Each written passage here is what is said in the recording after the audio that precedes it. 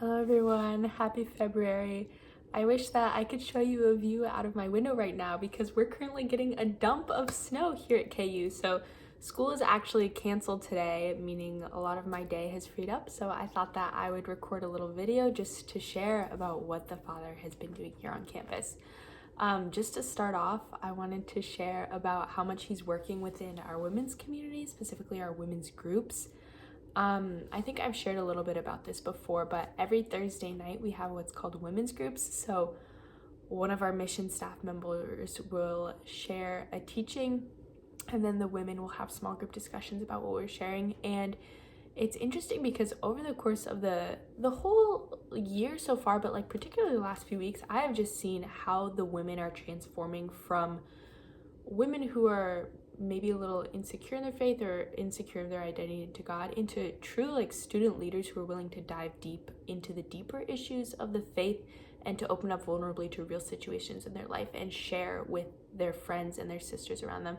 And I've seen that specifically through the series that we're doing right now that we're calling our Inside Out series, focusing on first our relationship with God, and then with ourselves, and then with others throughout the world. And just the way that this series is unpacking so much of who these women are as daughters of God has blown my mind, and I'm so grateful for the ways that they're growing in friendship through that as well. And just a small testimony to that as well. Last week we actually had the opportunity to have a women's healthcare specialist who is an NFP practitioner come and speak to the ladies about just women's health in general, and it was so empowering. We had a little Galentine's party along with it, but to see nearly 40 women over at my house just learning about the gift of their bodies and the gift of like how God works through our bodies and through our cycles. So that was huge, and I think brought freedom to a lot of women there. So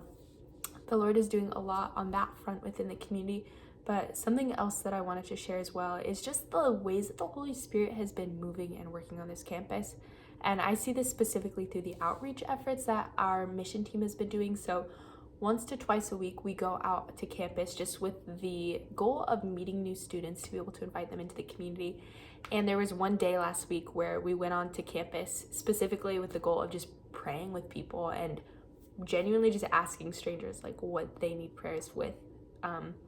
So we were just praying with students who were walking by, and we prayed with over a dozen students. Everyone who we prayed with had like a really profound encounter with God, whether it was emotionally or with interior healing or physically.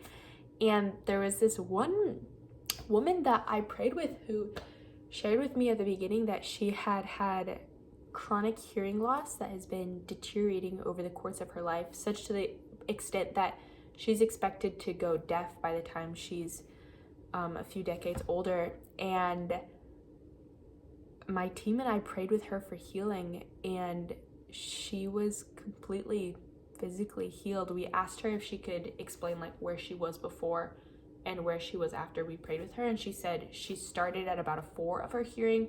She wasn't wearing her hearing aids. She said that the world around her was like very muffled and she couldn't hear very well. And then at the end she said she was at about a 9 with her hearing, and she felt like she didn't need her hearing aids.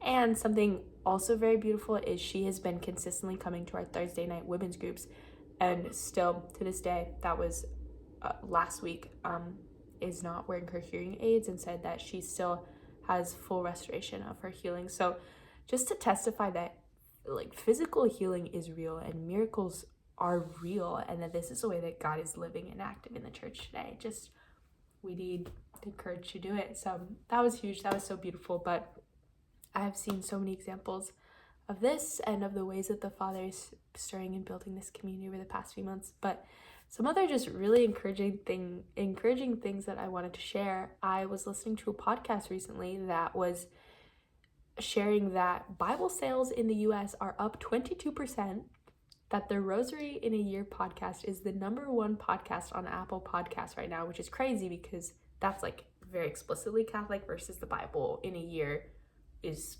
like just generally Christian.